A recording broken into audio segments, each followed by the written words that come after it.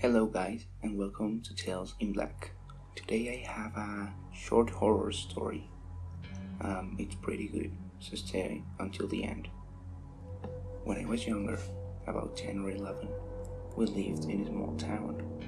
You know those kind of towns where everyone knows everyone. Outsiders stand out and it's safe for kids to play in the streets. This was one of those towns. And as we all know, in towns like this, there are almost always rumors. Like every small town has their own local lore, or old wives' tales, as some would call it. In our town, it was the tree on the old dirt road, leading to another small town about 20 minutes away, and that dirt road was the only road connecting the two. In the middle of this road was a long bend in the road. In the middle of this bend, at the sharpest point, was an old, really crooked tree, with a red triangle nailed to it. The story goes as follows. A few years ago, there was a man named Alex. Alex was a really tall, slim man who lived in the next town, but worked in our town. One day, Alex was driving home from work and he was going a bit too fast. When he reached the sharp point of the bend in the red dirt road, he was already going too fast to slow down, so he crashed into that tree. When his car crashed against the tree, he went through the windshield head first into the tree and died instantly, and then his car caught fire. No one really knows exactly when this happened. All we know is Alex never left that tree. Every day between 5 p.m. and 8 p.m., you wouldn't find a single soul on that road. Even workers from both towns who have to walk that road home refuse to walk during that time. They say during that time, as you get closer to the tree, you can hear the car speed past you, then crash into the tree without seeing anything. There have been reports of fire coming from the tree as well. Now, this isn't one of those local tales that everyone tells and then laughs and doesn't believe it. Also, no matter who you ask, everyone tells the exact same story. As opposed to normally in these cases, each person has their own variation to a story. Not here, not in these two towns. Needless to say, all the people from both towns were scared shitless of this damn tree. Plus nobody even knew where the triangle came from. No one dared to test the tree between those hours. Everyone feared the tree.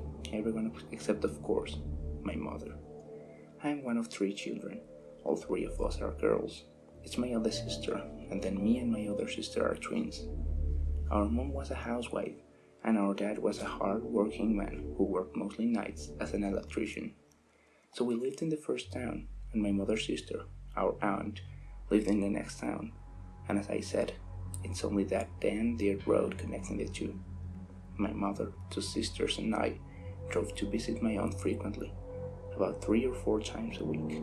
We would always go at night after my dad left for work at about 8 and be back home at about 11.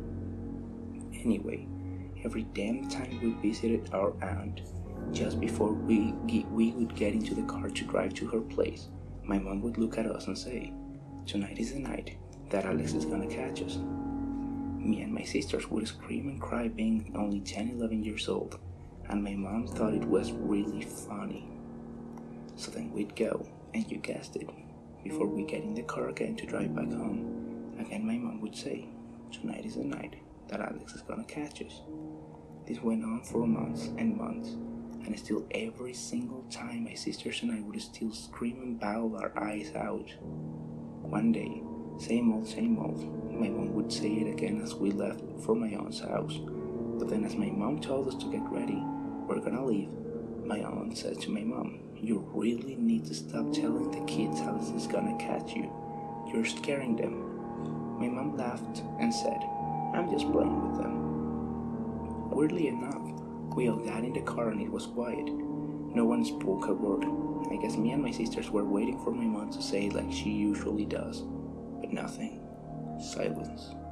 As we were driving and we saw that the tree is almost coming up, we looked at her waiting for those words again. Waiting to hear her say, "Tonight is the night that Alex is gonna catch us." But still nothing. She was quiet, and so were we. I gotta admit though, it was a nice change for once to drive on that road and not be scared shitless the whole drive. By my mom at least. My eldest sister was in the front seat while me and my twin sister sat in the back. As we just passed the tree after about a minute, my eldest sister in the front seat looked in the mirror, shot around and yelled, "Look there," and pointed out the rear window. As we all looked back, I couldn't believe what I was seeing. I never would have believed it if I didn't see it with my own two eyes. Fire. Fire bursting out of the red triangle on the tree like a blowtorch, stretching into a tall figure, and it was about 1.5 feet off the ground. Next thing, it folded into a giant ball of fire, still floating, and spinning towards our car. We all screamed, terrified. Our mom stepped on the gas to get away from it, but it looked like it was gaining on us. This thing was huge, and it was fast, and it was about 5 feet behind us. I nearly had a panic attack. My mom drove as fast as the car would go, and when we passed the next turn, poof, in the blink of an eye, it was gone. Just disappeared. We still rushed home. I don't think I've ever been so glad to be home. We moved shortly after. We didn't visit my aunt as frequently in the time we still lived there. Mother never made a joke about the paranormal again. I've never been to that town again. They say careful what you wish for. Next time, it might just be the night that Alex will catch us.